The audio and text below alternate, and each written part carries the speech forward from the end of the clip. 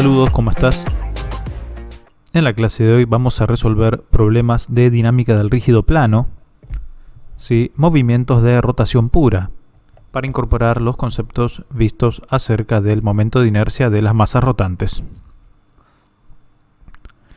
El primer problema es un brazo que está rotando respecto a su codo, donde se conoce el momento de inercia del antebrazo, ¿sí? Respecto a su baricentro, respecto a su centro de masas. También se conoce el ángulo desarrollado, se conoce que parte del reposo desde la horizontal, son condiciones iniciales para la futura integración, como vamos a ver. Y también se conoce que el movimiento se desarrolla en un plano del tipo vertical. De alguna manera logramos aplicar un par constante en el codo y de esa manera se origina el movimiento. Nuestro objetivo es, conociendo la velocidad angular, conociendo el ángulo desarrollado, conociendo el momento de inercia referido al codo y conociendo la influencia del peso en el desarrollo del momento, es determinar el par motor desarrollado necesario para lograr una velocidad angular de 2 radianes sobre segundo a un ángulo de 40 grados. Vamos a realizar un croquis del cuerpo rígido en cuestión. Vamos a representar el centro de masas. ¿Sí? En este caso estaríamos hablando del antebrazo. Al centro de masas se lo suele representar con G y con ese dibujo particular, ¿no? Medio pintado, medio sin pintar. El punto B es el punto pivote donde se desarrolla la rotación. Y aquí es donde haremos un diagrama de cuerpo libre de los momentos resultantes que están actuando en torno al punto B, que es el punto pivote de la rotación. Vamos a colocar la referencia angular 0 grados. Es importante saber que conocemos la distancia del eje de rotación al centro de masas, por lo que tendríamos que aplicar el teorema del eje paralelo de Steiner para determinar el momento de inercia equivalente respecto de B. Y gracias a la información que tenemos podemos empezar a dibujar los momentos que están actuando respecto al punto B. Hay un par motor directamente actuando en el punto B. Hay un momento antagónico desarrollado por el propio peso del antebrazo, que sería una suerte de momento de vuelco. Está representado con la fuerza del peso, el peso concentrado en el centro de masas. Estrictamente hablando, en el diagrama de fuerzas tendría que actuar la reacción normal en B, pero como esa fuerza no está desarrollando un momento, no la vamos a considerar. Como esa fuerza, la fuerza en B, no está desarrollando un momento porque pasa por el punto, no la vamos a considerar. No tiene ningún sentido en la suma de momentos. La suma de momentos de las fuerzas exteriores, entonces, va a ser respecto de B, del punto B, y como resultado, según lo que vimos en la teoría, será el momento de inercia de B por la aceleración angular de B, que podemos expresarla como la derivada de la velocidad angular respecto del tiempo. Esta sumatoria de momentos son momentos que nosotros conocemos, o por lo menos uno de ellos, y el otro lo tenemos que determinar. Ahí tenemos el par motor, que es algo que no conocemos, y el momento de vuelco generado por la fuerza peso proyecta la fuerza por la distancia según el coseno del ángulo. Eso está variando permanentemente conforme varía la posición angular del brazo. De manera tal que en forma horizontal tenés el máximo momento. ¿Sí? Cuando se encuentra el brazo a 90 grados no estaría desarrollando momento. Esta fuerza peso. Ahí tenemos la distancia d por el coseno de θ. Esa será la distancia mínima en todo momento, la necesaria para calcular el momento de la fuerza peso.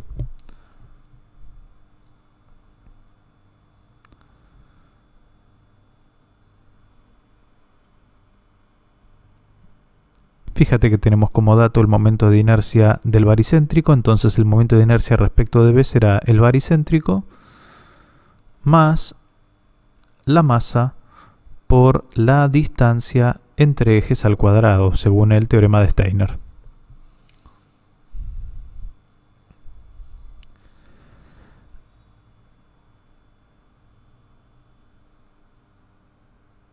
Gracias a estas tres ecuaciones, nosotros estamos más cerca de determinar el par motor, que es lo que nos están solicitando. Entonces el par motor menos el momento de vuelco, que en este caso es m por g por d por el coseno de θ, será igual al momento de inercia equivalente respecto de b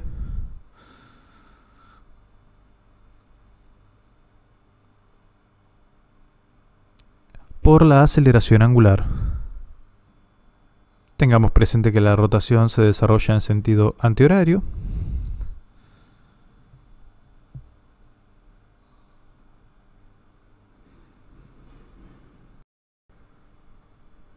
Y también recordemos que omega es la derivada del ángulo θ respecto del tiempo. Existe una alternativa para independizarte del tiempo con la derivada de omega respecto del tiempo, y es multiplicar y dividir por diferencial de θ. Si recordamos que diferencial de θ respecto del tiempo es omega, nosotros podríamos escribir omega por diferencial omega sobre diferencial de θ. Y de alguna manera nos queda mucho más fácil para resolver esta ecuación diferencial, ya que la variación de θ hace que se dificulte bastante resolverla en dominio del tiempo, porque no tenemos la función de θ en el tiempo.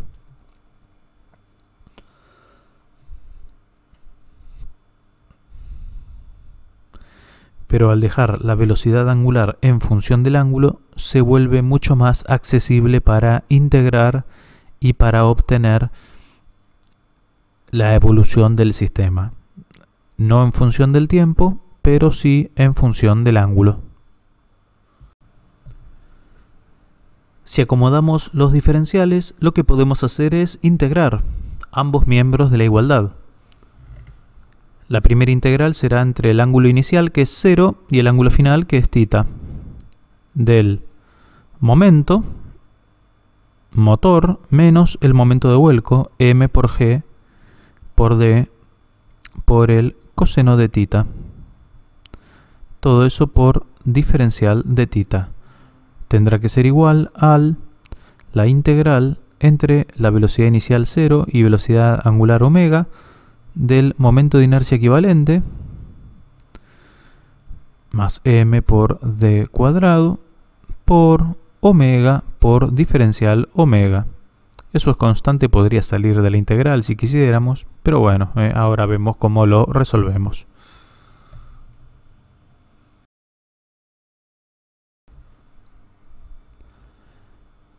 Si resolvemos la integral, nos quedará el momento por el ángulo aquí en radianes, si no vamos a hacer lío, menos m por g por d por el seno de θ.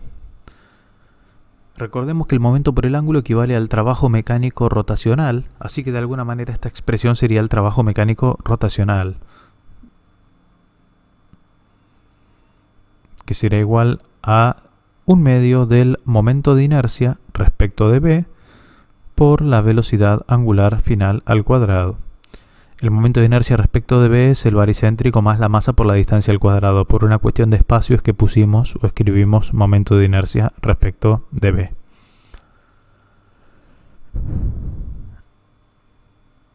Si despejamos aquí el momento motor, que es la incógnita final de este problema, podemos obtenerla primero multiplicando toda la expresión por 2, así desaparece el 1/2.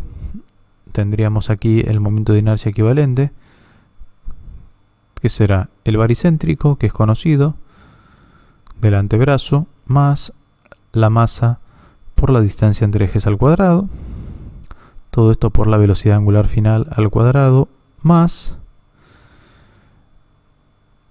2 veces el peso por D por el seno del ángulo. Recordemos que el ángulo tiene que estar en radianes para que nos den los valores correctos. Hechas las cuentas, para un ángulo de θ igual a 40 grados, para un momento de inercia igual a 3 kilogramos por metro cuadrado,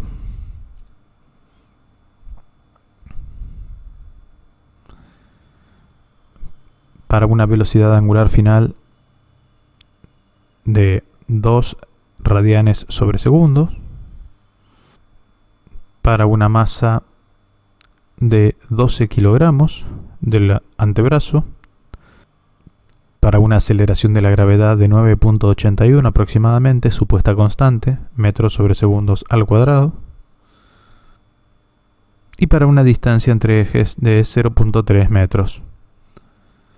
El momento nos da entonces, con esta información, haciendo la cuenta, pasando el ángulo a radianes, por supuesto, el valor es de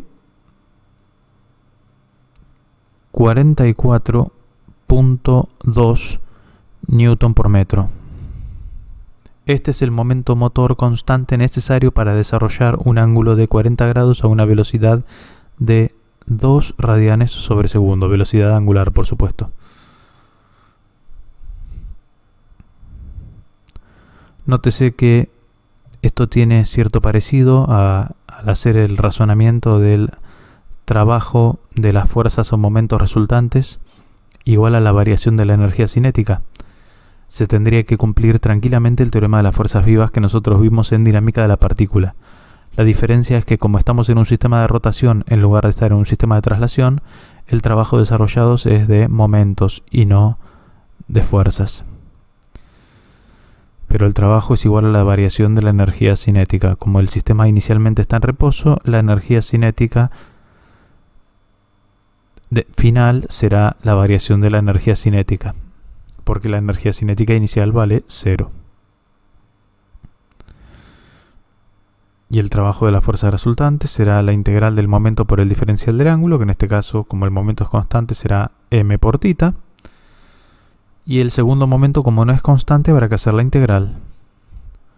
Tendremos entonces que hacer, para el momento de vuelco, menos la integral entre 0 y θ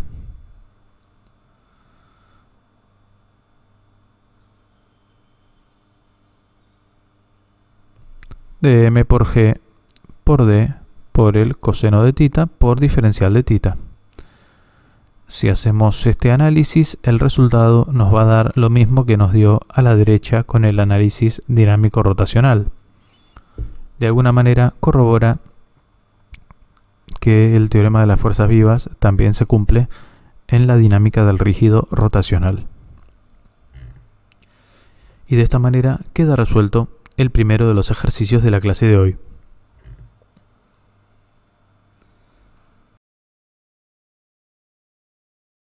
Vamos con el problema número 2. ¿Sí? Un volante acoplado a un motor eléctrico que se encuentra inicialmente en reposo y que se ejerce sobre este volante, el motor ejerce sobre el volante un par motor de valor 200 e a la menos 0.1 t. Se conoce el momento de inercia del volante. ¿Sí? Para la dinámica rotacional lo que importa en realidad es el momento de inercia de todo el cuerpo, de todo el sistema solidario, ¿no?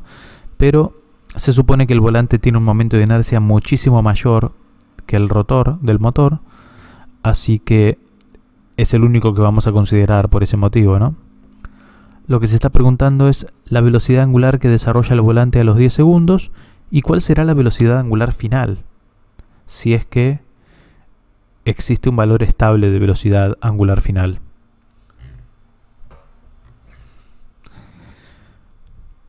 Para el análisis de la dinámica del rígido rotacional, tenemos que utilizar la fórmula de suma de momentos. Teniendo presente que el momento aquí es función del tiempo, seguramente trae consigo aparejados los rozamientos en los ejes, ya en la función. ¿Sí? El 200 por e a la menos 0.1t es una característica, ¿sí?, de momento resultante de un sistema que tiene un rozamiento que depende de la primera potencia de la velocidad. O sea, nosotros no lo sabemos. Aquí nosotros tenemos la función, pero nos podemos imaginar que puede llegar a responder a eso. ¿Sí? Tiene esta función porque responde a un rozamiento que depende de la primera potencia de la velocidad.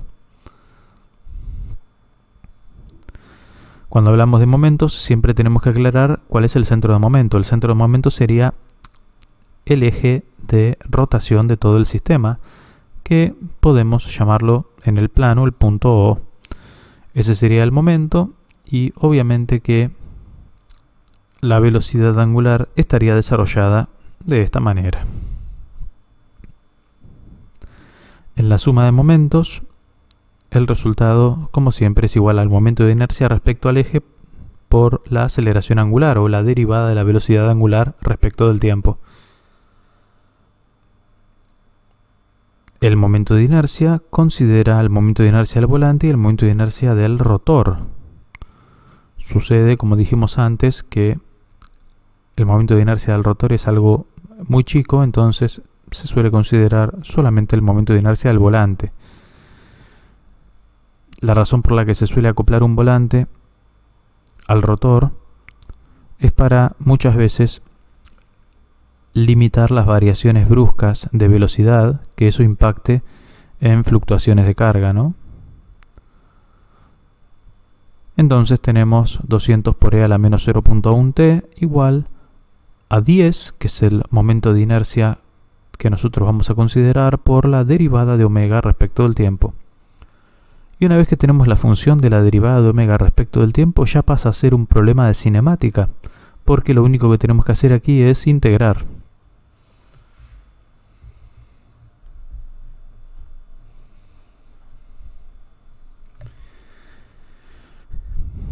La derivada de omega respecto del tiempo es entonces E20 por e a la menos 0.1 por t.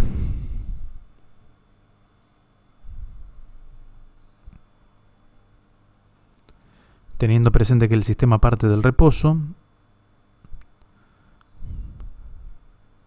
la velocidad angular en función del tiempo será la velocidad angular inicial, que obviamente es 0, más la integral entre 0 y t de 20 por e a la menos 0.1 por t.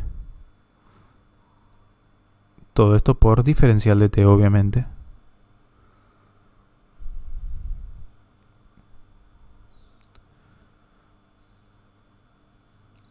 Omega en función del tiempo responde entonces a una función. Si el 20 dividido 0.1 cambiado de signo será menos 200 por e a la menos 0.1 por t. Por supuesto que aquí habría que aplicarle los límites de integración de Barrow para obtener la verdadera función, que será 200 por 1 menos e a la menos 0.1 por t. Expresión válida, por supuesto, para t mayor o igual que 0. En 0 es donde se empieza a aplicar el par motor.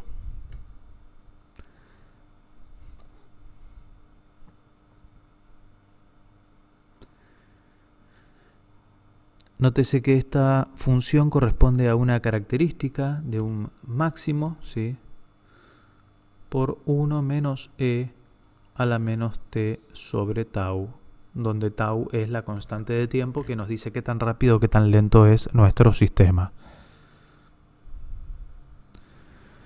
Esta es la típica respuesta característica de un sistema de primer orden, donde en función de cómo vaya avanzando el tiempo, cuántas constantes de tiempo vaya ganando, el valor aproximado de la respuesta vamos a obtener.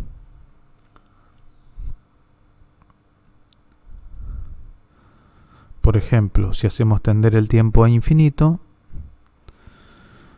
el valor final de la velocidad angular es 200. O sea que 200 radianes sobre segundo sería el valor máximo, ¿eh? De alguna manera estamos respondiendo a la segunda pregunta ahí. Y si nuestro tiempo, si estamos estudiando el sistema, si dejamos pasar una constante de tiempo, el sistema evoluciona al 63% del valor final. ¿Y eso por qué es? Porque 10 segundos es justo la constante de tiempo del sistema. Entonces, si nosotros dejamos pasar una constante de tiempo, la fórmula que tenemos que resolver o la cuenta que tenemos que resolver es 1 menos e a la menos 1. Si nosotros resolvemos esa cuenta, aproximadamente nos da 0.63, que será 0.63 de 200. Ese valor obviamente lo podemos calcular, ¿sí? 0.63 de 200 será 0.63 de 200, perdón, será 126 radianes sobre segundo. Y esa sería la respuesta, ¿sí? La velocidad angular que alcanza el volante a los 10 segundos. De esta manera nosotros tenemos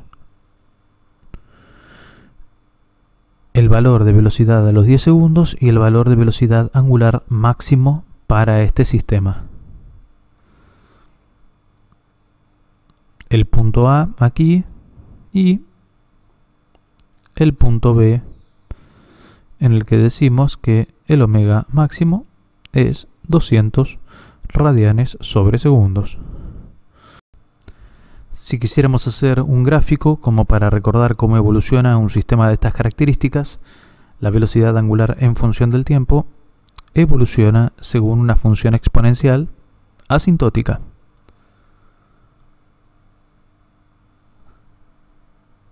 Representamos en el eje de abscisas el tiempo y en el eje de ordenadas la velocidad angular. Por supuesto que como la velocidad angular alcanza un valor límite, esto nos ayuda a interpretar el gráfico de una mejor manera. Tiempo cero, velocidad angular en función del tiempo, velocidad angular máxima. Y por supuesto que a ojo, de forma aproximada, podemos construir las constantes de tiempo. Aquí tenemos una constante de tiempo, por ejemplo. Dos constantes de tiempo. Tres constantes de tiempo. Cuatro constantes de tiempo. Y se suele estudiar entre 4 y 5 constantes de tiempo, o sea que el sistema termina de lograr su evolución definitiva con el criterio del 2% en el 4 tau y con el criterio del 1% de error en 5 tau. ¿Sí? Cuando sucede, cuando pasa ese tiempo, cuando pasa 4 veces o 5 veces la constante de tiempo, es que el sistema ya alcanzó su estado definitivo. Mientras sigan existiendo esas condiciones que lo perturbaron, las características de las condiciones que lo perturbaron sigan siendo las mismas, ¿no? Recordemos que entre 0 y el valor que une omega máximo con tau podemos trazar la pendiente inicial. Esa pendiente para nosotros tendría que valer, bueno, 20, ¿sí? Porque omega máximo es 200 y el primer tau es 10, o sea que esa pendiente tiene que valer 20 al principio, lo cual es lógico porque la aceleración angular inicial es 20 para t igual a 0, la exponencial vale 1 y la pendiente en derivada de omega respecto del tiempo vale 20 en el instante inicial. Si prestamos atención, la evolución del sistema responde a características de este tipo. En la primera constante de tiempo hemos alcanzado el 63% del valor final, aproximado obviamente el gráfico, pero eso sería el 63%, en la segunda el 86%, en la tercera el 95%, en la cuarta el 98% y en la quinta el 99%. Como podemos apreciar, el sistema evoluciona muy rápido al principio y después evoluciona en forma cada vez más lenta, ¿no? Sí, el cambio de velocidad pasadas las primeras constantes de tiempo es cada vez menor. Quiere decir que el sistema va alcanzando su equilibrio. Y de esta manera queda resuelto el segundo de los problemas de la clase de hoy. Muy bien, el tercero de los problemas de la clase de hoy es un problema que tiene que ver con la máquina de Atwood, ¿sí? Un dispositivo diseñado para medir la aceleración de un cuerpo. Y en este caso, la particularidad que tiene en dinámica del cuerpo rígido es que vamos a considerar el momento de inercia de la polea. Y vamos a ver cómo cambia la cuestión, la medición de la aceleración cuando consideramos el momento de inercia de la polea. Tenemos la geometría de la polea, tenemos un radio de 125 milímetros, tenemos su momento de inercia 0.05 kilogramos por metro cuadrado. Uno pensaría que es algo chico, pero la verdad es que hay que hacer las cuentas como para realmente saber su valor. Tenemos dos masas, a ver, con significativa diferencia, ¿no? Una de 20 kilos y otra de 4 kilos, ¿sí? Lo que nos están preguntando es, bueno, ¿qué tan lejos puede caer la masa de 20 kilos en 0.5 segundos? Y también determinar la tensión de la cuerda que sostiene, ¿sí? Que está entre la masa de 20 kilos y la polea, ¿no? Recordemos que cuando consideramos la inercia de la polea, las tensiones pueden ser diferentes, ¿no? Y esa es una de las diferencias con la máquina de Atwood que hemos visto en dinámica de la partícula, ¿sí? Cuando consideramos el cuerpo rígido, el momento de inercia es otra masa que también tiene que ser acelerada, entonces la aceleración final va a ser un poquitito menor que si no la considerasen. Vamos a realizar un diagrama de cuerpo libre, tratando de poner en evidencia las fuerzas que están actuando. Aquí tenemos, por ejemplo, el peso de la polea, si quisiéramos. Tenemos una de las tensiones, tenemos la segunda tensión, ¿sí? Recordemos que la cuerda es la misma, pero al estar la polea en el medio, estas tensiones pueden ser diferentes.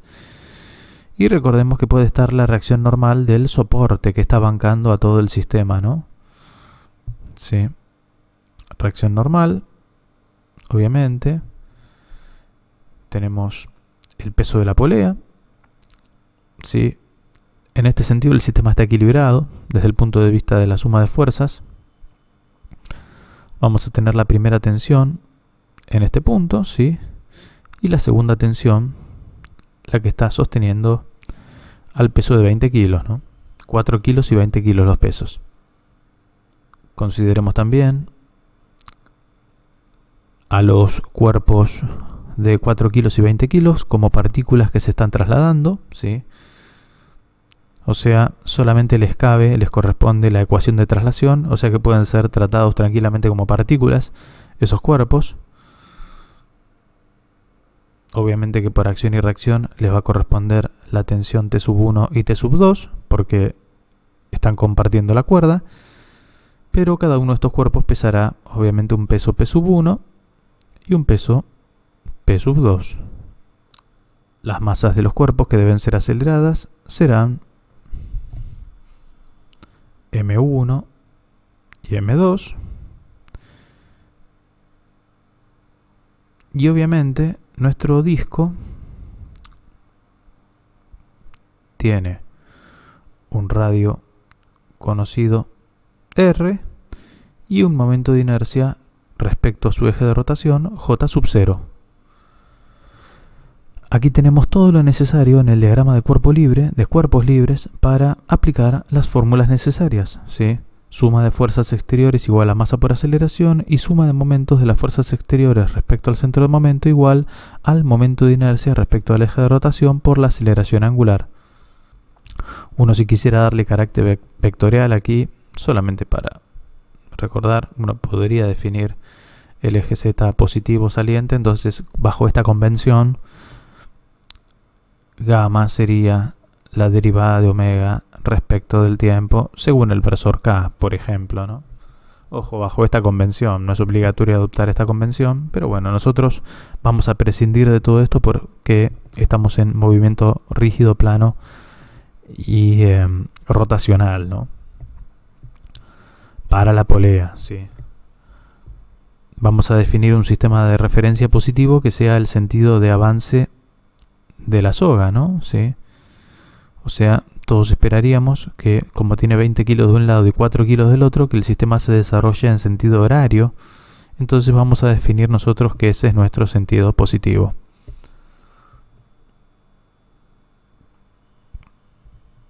Son 3 ecuaciones de movimiento las que tenemos que considerar, una para cada cuerpo. Para los bloques de 4 kilos y 20 kilos vamos a tener 2 ecuaciones de traslación. Y para la polea vamos a tener una ecuación de rotación. Entonces, para el primer cuerpo tenemos T sub 1 menos M1 por G como suma de fuerzas, igual a masa 1 por la aceleración del sistema. Nótense que como la cuerda es inextensible, la aceleración en ambos cuerpos es la misma, ¿no? Para el segundo cuerpo, ¿sí?, de 20 kilos, tenemos M2 por G como fuerza activa menos T sub 2 como fuerza reactiva, masa 2 por aceleración. De esta manera hemos escrito las ecuaciones de traslación de los cuerpos.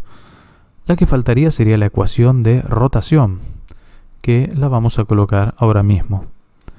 Suma de momentos respecto al centro de momento, ni el peso ni la normal están desarrollando momento. Por lo tanto, conviene solamente colocar T sub 1 y T sub 2. T sub 2 como momento activo y T sub 1 como momento reactivo en este caso. Si hemos considerado que el sentido horario es el sentido positivo, la que desarrolla, ¿sí?, la componente, la tensión que desarrolla momento positivo es T sub 2 y la tensión que desarrolla momento negativo es T sub 1. Por lo tanto, la diferencia quedará con T sub 2 por R menos T sub 1 por R igual al momento de inercia de la rueda, de la polea, perdón, por la aceleración angular. Recordemos que la aceleración angular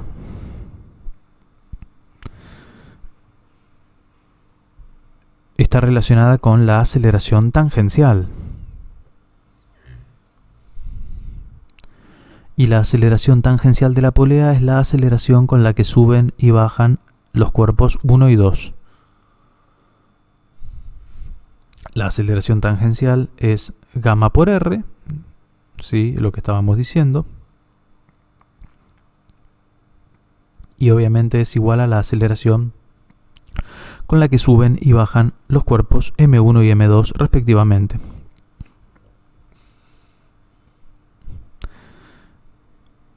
Recordemos que si es un punto del cuerpo rígido tenemos que aclarar que es aceleración tangencial porque también puede llegar a tener aceleración normal, ¿no? No nos interesa para el cálculo, pero lo tenemos que considerar.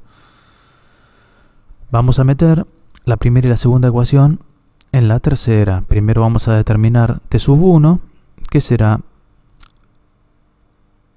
M1 por la aceleración más la aceleración de la gravedad. Y T sub 2 igual a M2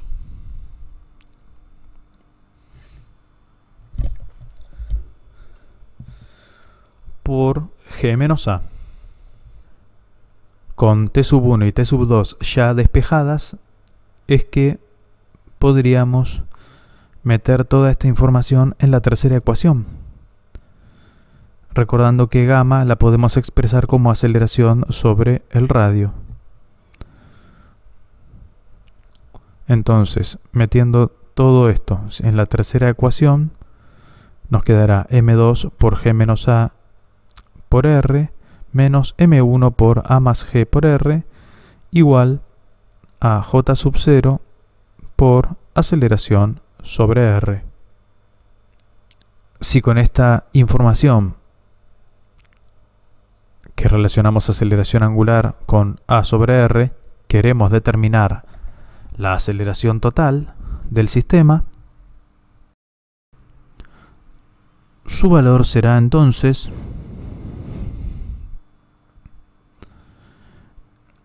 la fuerza efectiva sobre la masa efectiva. ¿Y cuál será la fuerza efectiva? La fuerza efectiva será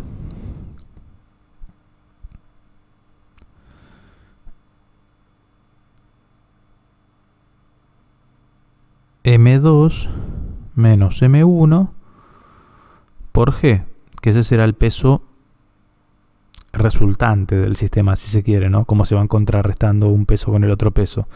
Sin embargo, los elementos a acelerar serán las dos masas más la masa equivalente que puede llegar a ocasionar el momento de inercia, que será J sub 0 dividido R al cuadrado. Y de alguna manera esto justifica que la existencia del momento de inercia o considerar el momento de inercia hace que la aceleración del sistema sea menor. Porque nosotros en dinámica de la partícula no considerábamos la masa de la polea, entonces tampoco considerábamos su momento de inercia y la aceleración nos daba mayor. Bueno, considerando el momento de inercia nos damos cuenta que la aceleración del sistema puede ser menor. Y de esta forma hemos determinado la aceleración de nuestro sistema. Por supuesto que a nosotros nos habían pedido, bueno, determinate a ver cuánto recorre o cuánto llega a caer el bloque de 20 kilos. ¿Sí? Entonces, dada la información de la aceleración, nosotros podríamos determinar el desplazamiento. Máxime considerando que esta aceleración es constante y realizar las integrales es muy fácil a partir de ahora. Entonces, la velocidad será la velocidad inicial más aceleración por tiempo, porque se comporta todo esto como si fuera un MRV para los cuerpos 1 y 2. De esta manera podemos medir el desplazamiento teniendo presente que está íntimamente relacionado con el desplazamiento angular, obviamente, ¿no? Θ en función del tiempo. Si quisiéramos hacer una equivalencia, X será θ por el radio. De la misma manera que tenemos rápidamente la expresión de la velocidad, podemos obtener rápidamente la expresión del desplazamiento o posición, porque serán las ecuaciones de MRV, ya que la aceleración es constante.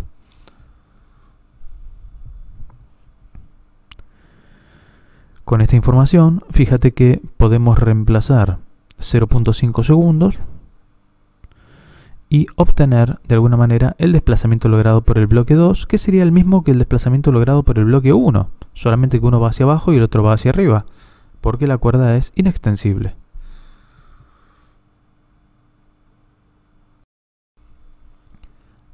Si hacemos la cuenta, la aceleración nos da aproximadamente 5.77 metros sobre segundos al cuadrado.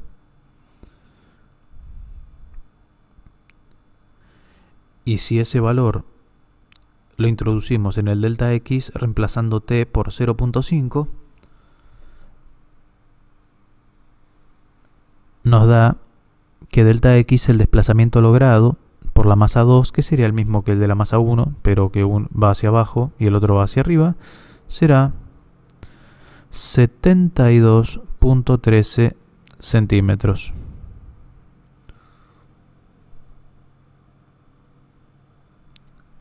.13 centímetros en medio segundo, en 0.5 segundos.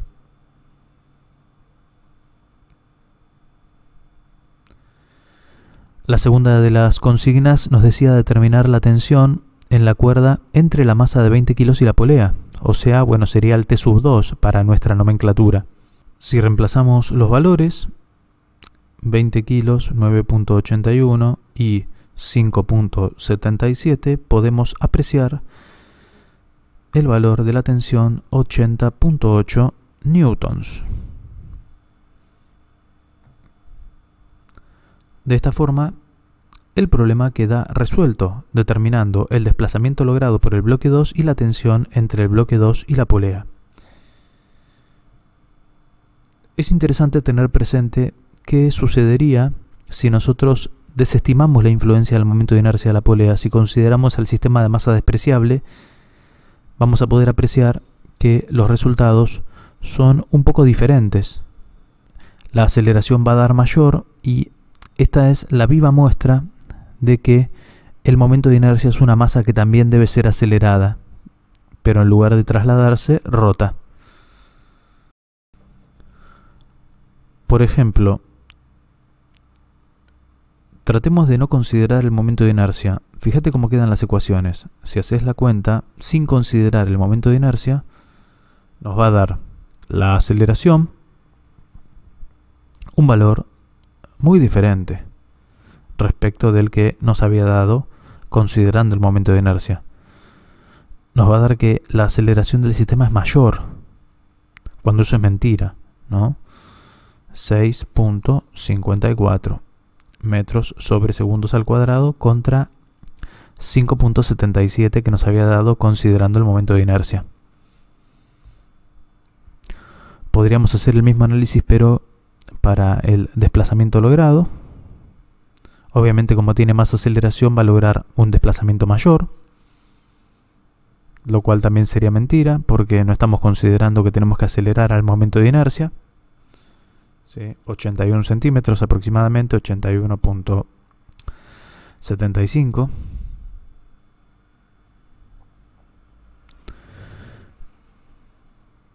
Y obviamente que reemplazando en la fórmula de la tensión, ¿sí? Para empezar, las dos tensiones nos van a dar iguales porque estamos considerando que la polea es de inercia despreciable.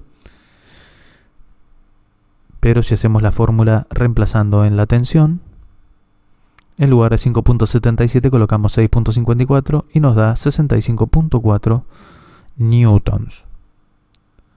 65.4 newtons en lugar de 80.8 newtons. O sea, estamos considerando que la cuerda soporta menos tensión que la que en realidad está soportando, y estamos considerando que el sistema se mueve más rápido de lo que en realidad se mueve. Así que de alguna manera aquí podemos evaluar diferencias o comparar diferencias cuando consideramos el momento de inercia de la polea, que es lo que más se ajusta a la realidad del movimiento del sistema de poleas.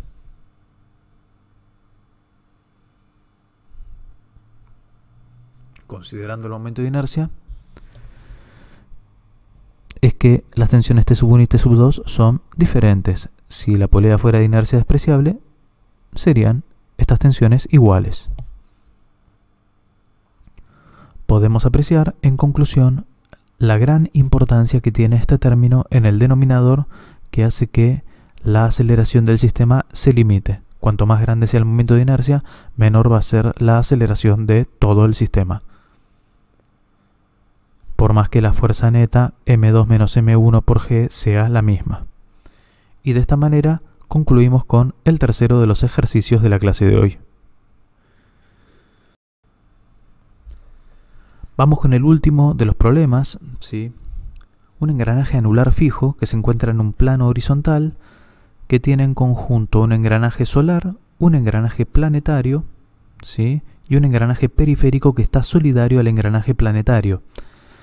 Existe una barra que conecta el punto central del mecanismo con el centro del engranaje periférico y del engranaje planetario. Se conocen los momentos de inercia, se conocen las masas puntuales, se conoce la geometría de la configuración, y lo que se pregunta, ¿sí? Considerando a que la barra que conecta al solar con el engranaje periférico se puede considerar como una varilla de espesor despreciable,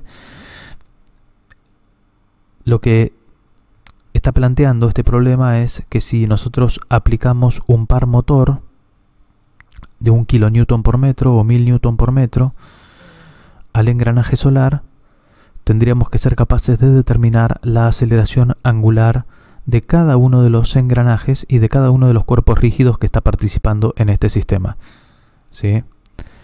El engranaje anular, ¿sí? el externo de todo el mecanismo planetario, se encuentra en reposo. Y todo este sistema se está considerando en un plano horizontal, y eso nos lo dicen para que no consideremos la influencia del peso en el sistema. Para empezar, lo que nosotros primero tenemos que resolver aquí es el problema, pero desde el punto de vista cinemático, para poder determinar las relaciones entre las rotaciones existentes. Entonces vamos a dibujar un croquis que de alguna manera represente el mecanismo, a grosso modo, para graficar todos los vectores en este contexto y no entorpecer el gráfico original. Esperamos de alguna manera que este croquis facilite la comprensión a medida que vayamos desarrollando los datos cinemáticos en el mismo.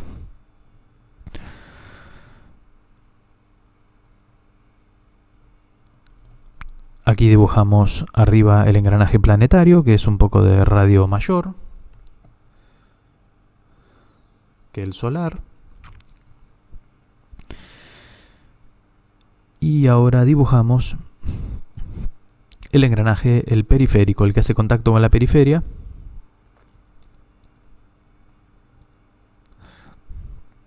Y entre ellas, obviamente, la barra, ¿no? Que puede ser modelizada como una varilla. Tengamos presente que lo que importa de este croquis es que nosotros podamos interpretar las velocidades en los puntos de contacto del sólido, ¿no? Sí. En los puntos de contacto la velocidad es la misma, entonces nosotros podemos llegar a esa velocidad desde una velocidad angular, desde un sólido o desde el otro sólido. Por eso es que podemos vincular los datos cinemáticos con facilidad. Es a lo que esperamos llegar con este análisis. Vamos a pensar que la rueda, sí, el engranaje solar tiene una velocidad angular omega 1, sí, que corresponde al engranaje solar, y que obviamente esta rueda tiene un radio R1. Tenemos el punto O, y vamos a pensar que el punto de contacto entre el solar y el engranaje planetario, sí, que sería el mayor, que está acoplado con el periférico, como si fuera un solo sólido, ese punto es H. Si vamos a pensar que el punto en unión es el punto H, ese punto está atrás de la barra, o sea, no pertenece a la barra, ¿sí? Está por detrás de la barra. La velocidad de ese punto la podemos determinar con omega 1 por R1, la velocidad del punto H. Sí, que tendría este sentido en este caso, ¿no? La velocidad de H nosotros la podemos determinar en módulo como omega 1 por R1.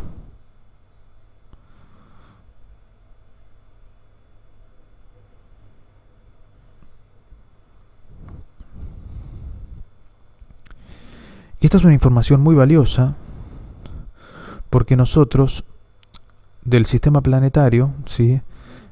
del periférico con el planetario, sabemos que están en solidario y que la velocidad del punto C, que es el punto en contacto con el engranaje exterior, vale 0. ¿Sí? O sea que podemos hacer de cuenta que ese punto es el centro instantáneo de rotación del planetario. Si eso es cierto, nosotros de alguna manera podemos pensar en calcular la velocidad angular del sistema planetario periférico. Esta velocidad angular es en sentido horario y su valor será B sub h, ¿sí?, dividido R2 más R3, teniendo presente que R2 es el radio planetario y R3 el radio del chiquito del periférico.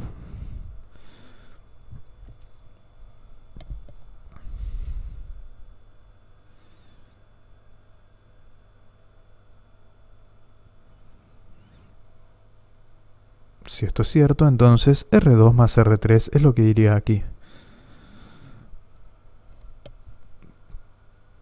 Esto nos da el aval de que obviamente la velocidad de h también podía haberse calculado. Si vos conocés esta velocidad angular, sería omega 2 por R2 más R3. Todo ocurre como si instantáneamente hablando el planetario y el periférico estuviesen rotando alrededor del punto C, centro instantáneo de rotación.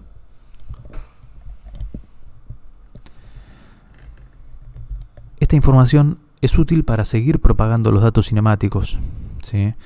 De alguna manera entonces omega 2 tiene tiene relación con omega 1 por R1 dividido R2 más R3.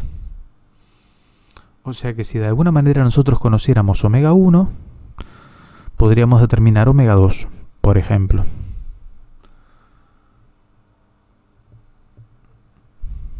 Y uno dice, bueno, ¿por qué haces esto? Porque esto nos permite después determinar la relación entre aceleraciones angulares. Si nosotros derivamos esta expresión, podemos obtener la relación de aceleración angular gamma 2 con gamma 1, por ejemplo. Porque todo lo demás, los radios permanecen constantes. Entonces lo único derivable serían omega 2 y omega 1 respecto del tiempo, que serán gamma 2 y gamma 1. Y ahí obtendrías esa relación. Fíjate que existe un diagrama de características en todo el sólido de velocidades que se podrían determinar si quisiéramos. Y también podríamos determinar la velocidad de este punto central, ¿sí? Central del periférico, ¿sí? De la rueda periférica, que se relaciona con la barra, porque nosotros, ese punto también pertenece a la barra, no sé, podemos llamarlo J si querés a ese punto. Entonces la velocidad de J podría ser omega 2 por R3 directamente, teniendo presente el centro instantáneo de rotación, ¿no? Y el radio del periférico, del chiquito. Lo interesante de todo esto es que nosotros podemos hacer girar la barra de tal manera que multiplicada por R1 más R2, que es la suma de los dos radios, la longitud total de la barra efectiva, podamos obtener también la velocidad de J.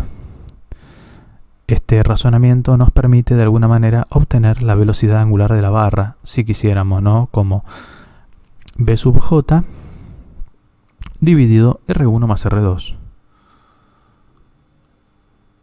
O también omega 2 por R3 dividido R1 más R2.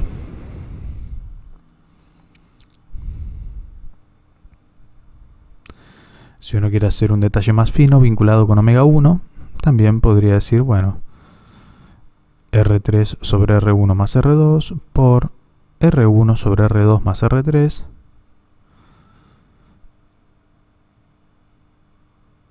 por omega 1.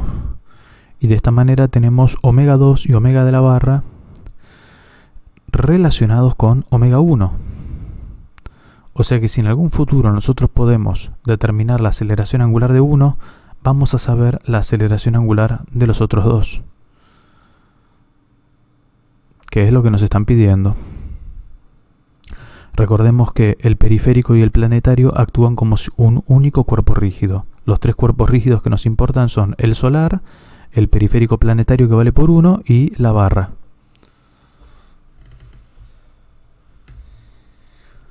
Todo esto fue un análisis cinemático, obviamente importante, pero nosotros estamos en dinámica del cuerpo rígido y tenemos que ver cómo vamos a usar toda esta información. Vamos a pensar en suma de momentos de las fuerzas exteriores como el momento de inercia equivalente a punta de eje del solar por la aceleración angular del engranaje solar, o por derivada de omega respecto del tiempo del engranaje solar, que es el engranaje central, ¿no?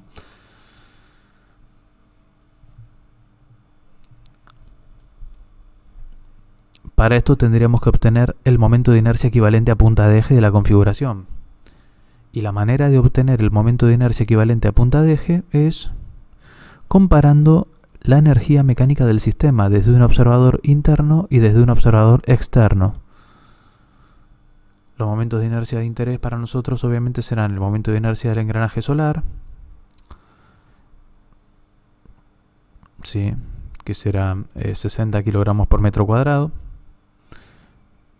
El momento de inercia del engranaje planetario y periférico, que vamos a ponerle solamente planetario. Y el momento de inercia de la varilla, que obviamente está su centro de masa desplazado, ¿no? Que también nosotros lo vamos a considerar barra o varilla, ¿no? Esa barra o varilla de alguna manera también tiene su propio momento de inercia. Y presenta una dificultad de que el sistema se acelere. Puede ser mucha, puede ser poca, pero lo cierto es que en el caso más desfavorable deberíamos considerarla. La energía cinética del sistema la podemos determinar entonces como un medio del momento de inercia de 1 por velocidad angular 1 más un medio del momento de inercia 2 por la velocidad angular 2 al cuadrado más un medio del momento de inercia 3, podríamos llamarlo, que es el de la varilla, por la velocidad angular de la barra al cuadrado. Es importante que tengas presente que esto es respecto de cada uno de los ejes de rotación, ¿sí? No puedo hacer otro eje de rotación porque si no me va a dar cualquier cosa. Tengo que considerar el momento de inercia respecto al eje de rotación al que estoy haciendo mención.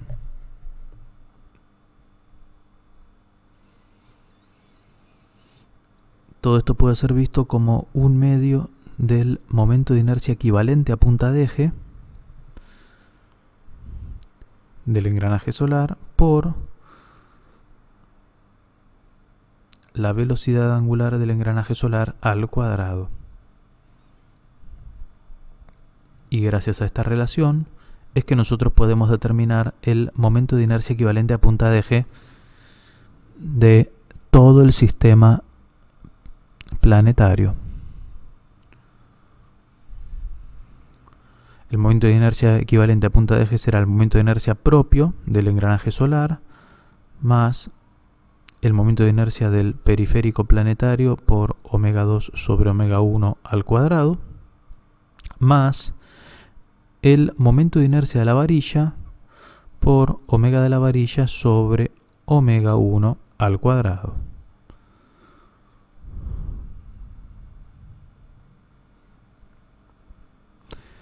Como nosotros tenemos la relación cinemática entre los omegas, nos es muy fácil determinar el momento de inercia equivalente a punta de eje, ya que de alguna manera estamos representando la dificultad que le presenta al momento aplicado acelerar al sistema, ¿sí? Nosotros estamos reemplazando todo ese sistema, todo este sistema planetario con una única rueda que tenga un momento de inercia equivalente que nos genere la misma dificultad que todo este sistema para oponerse a la variación de la velocidad angular. Ese es un poco el propósito de la determinación del momento de inercia equivalente a punta de eje. Nos tiene que generar la misma dificultad, si no, no tiene sentido, no es un momento de inercia equivalente. Aquí la relación omega 2 sobre omega 1 puede ser vista como R1 sobre R2 más R3, por ejemplo. Recordemos que la rueda dentada 1 gira en torno al punto O, la rueda dentada 2 gira en torno al punto C, por lo tanto vamos a tener que hacer un Steiner ahí para referir eso. Afectamos por R1 sobre R2 más R3, como dijimos.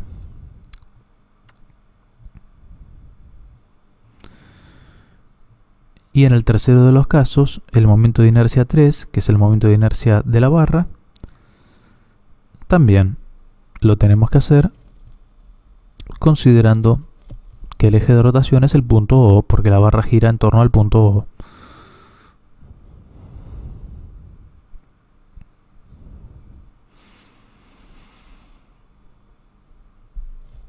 Toda esta relación de radios, R3 por R1 dividido R1 más R2 por R2 más R3, todo eso sería la relación omega B sobre omega 1, por ejemplo.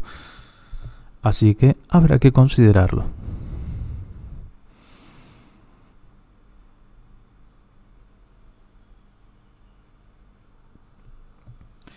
Y de esta manera es que obtenemos el momento de inercia equivalente a punta de eje desde la perspectiva del engranaje solar.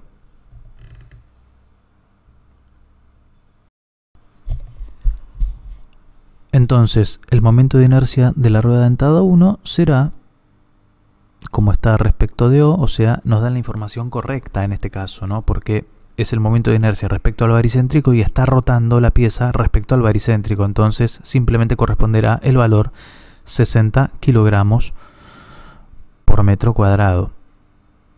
¿Qué pasa, por ejemplo, en el planetario? ¿Sí? En el sistema planetario, como rota respecto del punto C y a nosotros nos dan el momento de inercia baricéntrico, ¿sí? Tendríamos que afectarlo por el teorema de Steiner, ¿no? Sí, el teorema de los ejes paralelos, que será la masa, que casualmente son 130 kilos también, por la distancia entre ejes al cuadrado, teniendo presente que la distancia entre ejes en este caso es R3. Entonces será 130 por la distancia R3, que será 0.14 al cuadrado. Y ese será el momento de inercia de la rueda dentada 2 referido a su propio eje de rotación, por ejemplo, ¿no? Unidades kilogramo por metro cuadrado.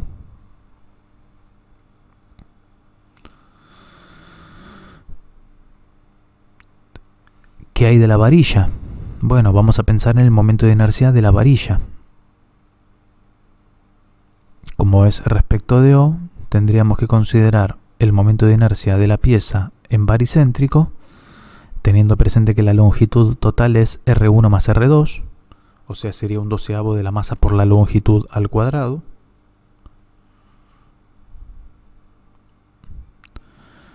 más el valor de la masa por la distancia entre ejes al cuadrado, que será R1 más R2 sobre 2, pensando que el centro de masa de la varilla está en su punto medio, ¿no? En general, si la distribución de masa es homogénea, lo que se espera es eso. Será como resultado 1/3 de la masa, que en este caso son 5 kilogramos, por R1 más R2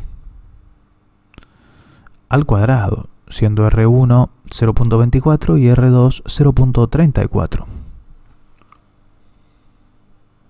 Entonces 0.24 más 0.34 al cuadrado en kilogramo por metro cuadrado.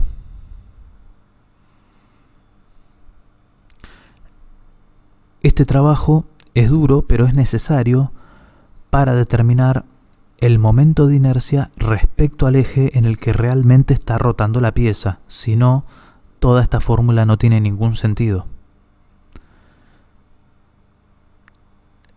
Esta es la razón por la que hemos calculado los momentos de inercia respecto al eje que realmente está rotando. Y aquí ahora sí, tenemos todo lo necesario para aplicar la fórmula. El momento de inercia equivalente a punta de eje, una vez que hicimos toda esta cuenta, será, una vez que realizamos toda la cuenta, el valor es entonces 93.1389 kilogramos por metro cuadrado. Parece una obviedad, pero hasta el cuarto decimal importa, ya que hay piezas que tienen momentos de inercia muy chicos, pero su influencia a la rotación es muy grande. De manera tal que, usando las primeras de las fórmulas, entonces la aceleración angular del engranaje solar será simplemente el momento resultante, que son 1000 newton por metro o 1 kilonewton por metro, dividido este valor de momento de inercia. Si hacemos esta cuenta, la aceleración angular del engranaje solar será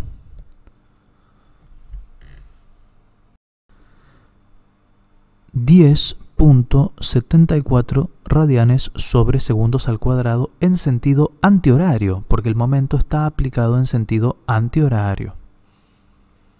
Si tenemos presente las relaciones de las velocidades angulares, que derivándolas de alguna manera se vinculan las aceleraciones angulares, entonces lo único que tendríamos que hacer es recordar las relaciones de omega 2 y omega de la barra comparadas con omega 1. Y con esa información ya sería suficiente para poder determinar las aceleraciones angulares de la rueda dentada periférica, que está en conjunto con la planetaria, y de la barra, ¿no?, Con esa información podemos determinar esas dos aceleraciones angulares y de alguna manera tenemos las características, el estado de movimiento de todos los cuerpos rígidos que componen al sistema. Entonces, la aceleración angular del planetario será, si hacemos la cuenta, 5.37 radianes sobre segundos al cuadrado en sentido horario. Y si por supuesto aplicamos el mismo criterio para determinar la aceleración angular de la barra, que puede ser modelizada como una varilla de espesor despreciable, como bien dijimos,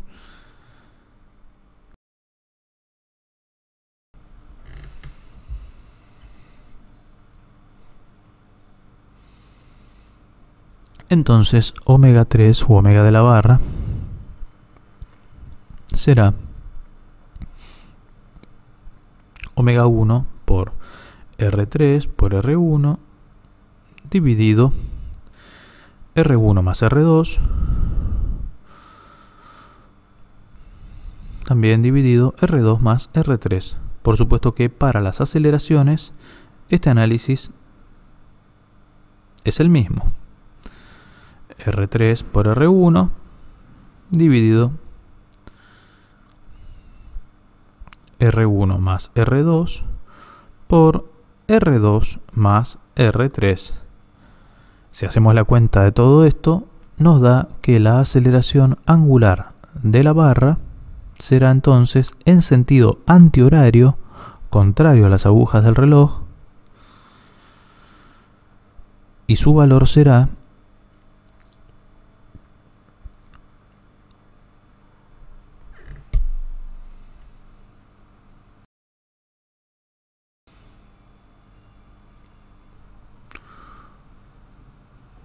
1.295 radianes sobre segundos al cuadrado. Y hemos determinado las tres aceleraciones angulares que se nos han solicitado. Pasando en limpio, en lo que nos queda de pizarrón, la aceleración angular del solar, la aceleración angular del planetario y la aceleración angular de la barra o de la varilla. En radianes sobre segundos al cuadrado los valores son 10.74, 5.37, pero en sentido a favor de las agujas del reloj, por lo tanto su valor es negativo, y 1.295. Entendiendo obviamente que todas se miden en radianes sobre segundos al cuadrado y que le asignamos sentido positivo a las que giran contrarias a las agujas del reloj y sentido negativo a las que giran a favor de las agujas del reloj. Y de esta manera queda resuelto el último de los ejercicios de la clase de hoy, determinando el momento de inercia equivalente a punta de eje y también determinando la propagación de datos cinemáticos con herramientas de cinemática y de dinámica del cuerpo rígido. Esta fue la clase de dinámica del rígido rotacional, movimiento rígido plano. Esperando que te haya gustado, yo soy Jorge Alejandro y nos vemos en la próxima. Chao.